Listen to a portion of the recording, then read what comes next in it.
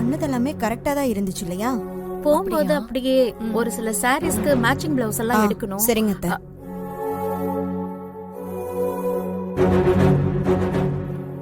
என்ன இங்க இருக்கீங்க? வேற எங்க இருக்கணும்? ஐயா, சிவா, காவேரி, பாட்டி எல்லாரும் மதியானம் வராங்களாம். வரட்டும், அதுக்கு நாங்க என்ன பண்ணணும்? வராங்கன்னு தான் சொன்னேன். சரி, அவங்கள வர வேண்டாம்னு சொல்லணுமா? உங்க பிரச்சனை என்ன? தோ உன் சக்காலத்தி வந்தாச்சு. சக்காலத்தியா? சக்காலத்தினா என்ன? ஏதாவது கெட்ட வார்த்தையா? அதை விடு. நான், ஜனனி, விசாலாட்சி அம்மா 3 பேரும் வெளியே போறோம். போங்க.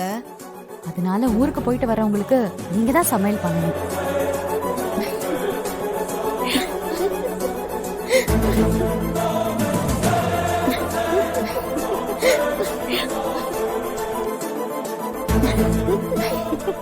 என்ன சிரிப்பு? அமராவதி, அப்பா வராராம், மதியம் சாப்பாடு பண்ணிடு. மா, என்னம்மா இது புது பழக்கமா இருக்கு? அத்தைக்கு 2 மருமகளையும் கண்டதும் அவங்களுக்கு ஒண்ணுமே புரியல இல்லத்த? யாரு யாரு 2 மருமக? எப்பவுமே நான் தான் மருமக. இப்ப அதுவா முக்கியம்? இப்படி நீங்க கோவப்படுவீங்கன்னா ரம்யா அப்படி சொல்றா. இருந்தாலும் அப்படி சொல்லக்கூடாது இல்ல?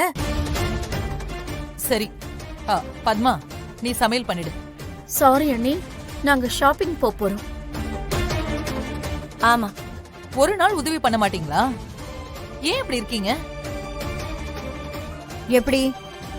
ஆமா, நீங்க முதல்ல எங்க போறீங்க?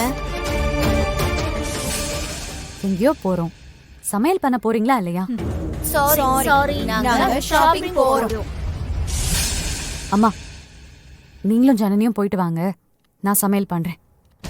ஆஹா, துளசி, நீங்க அவசியம் வரணும். எல்லாம் நான் வாங்கிட்டு வந்த வரோம். நான் பெத்தது கூட எனக்கு உதவியா இல்ல. துளசி, நீங்க போயிட்டு வாங்க. சரி, ஓகே ஆண்டி, நம்ம போலாம். பரவாயில்லையாமா? பரவாயில்ல, என்ன பண்றது? ஆசைதான். எல்லாம் என் தலை எழுத்து.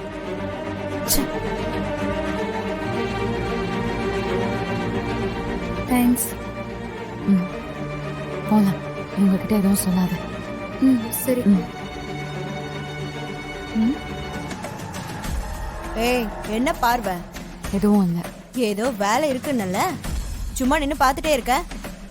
போ, கிளம்புன்னு. சரி.